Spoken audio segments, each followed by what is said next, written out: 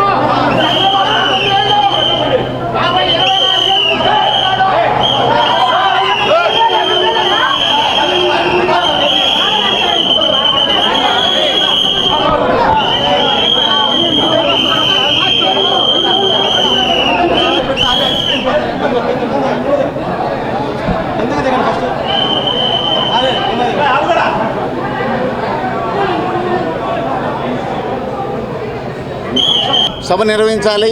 ఆ సభ నిర్వహించే విధానంలో మేము గతంలో ఏ విధంగా అయితే జరిపామో ఆ విధంగానే జరపడానికి ముందుకొస్తే దాన్ని గొడవలుగా అనేక రకాలైనటువంటి ఇబ్బందులతో ముందుకొచ్చారు.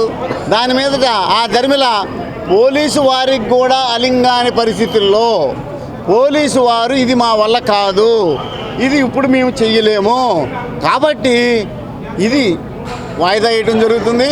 ఈ వాయిదా వేసిన తర్వాత అది ఎప్పుడు అనేది ప్రెసిడెంట్ గారు వచ్చినాక ముదాహంగా ఉన్నటువంటి ఈ సందర్భంలో ఈరోజు జరుగుతున్న జనరల్ బాడీ సమావేశాన్ని మరి రసాభాస్ చేసి జరగకుండా చేసి మరి పోలీస్ వ్యవస్థ కూడా వాళ్ళు మీరు వద్దండి ఈ గొడవల మధ్య కాబట్టి దీన్ని వాయిదా వేయండి అని చెప్పడం జరిగింది.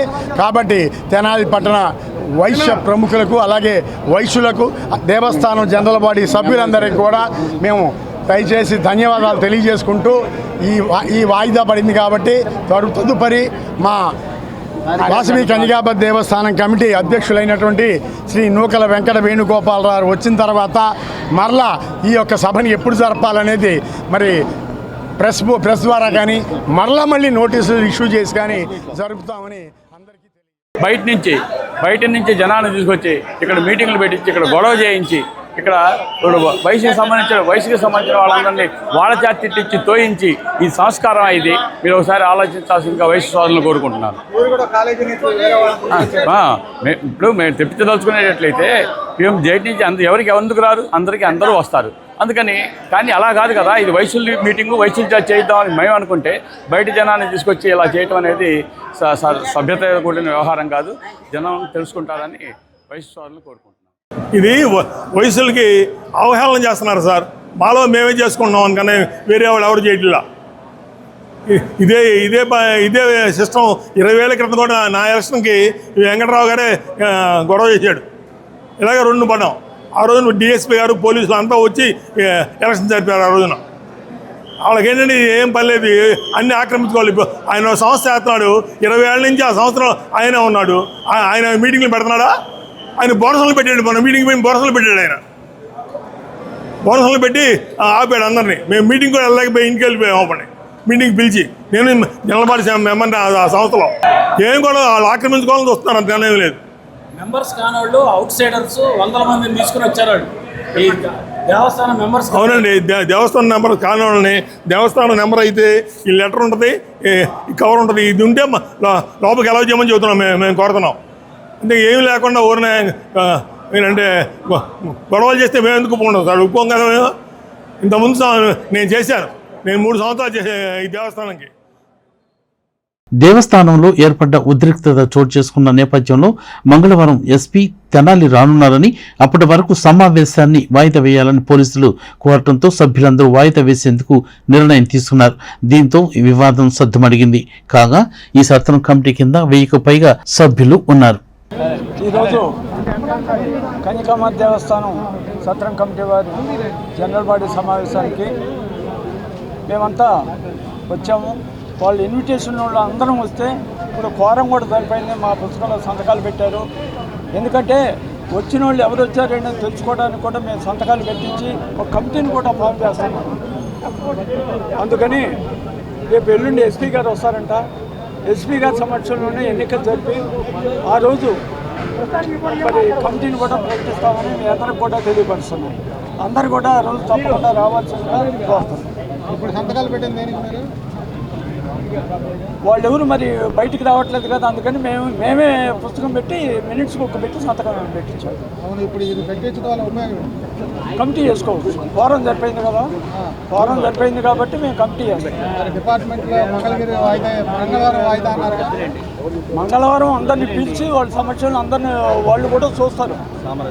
సామరస్యంగా మన మెజార్టీ ఉందా లేదని వాళ్ళ సమక్షంలో కూడా చూడటానికి మీటింగ్కి వెళ్తారు కదా మీరు? తప్పకుండా వెళ్తాం.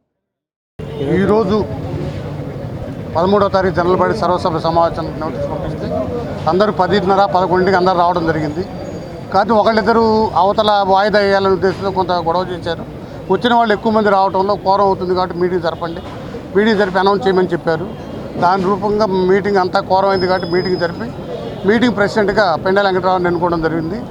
ఈ అధ్యక్ష స్థానంలో ఉండి మంగళవారం ఉదయం 10 గంటలకు ఈ దేవస్థానం ప్రాంగణంలో నూతన పాలకవర్గం అనౌన్స్ చేయడం జరుగుతుంది.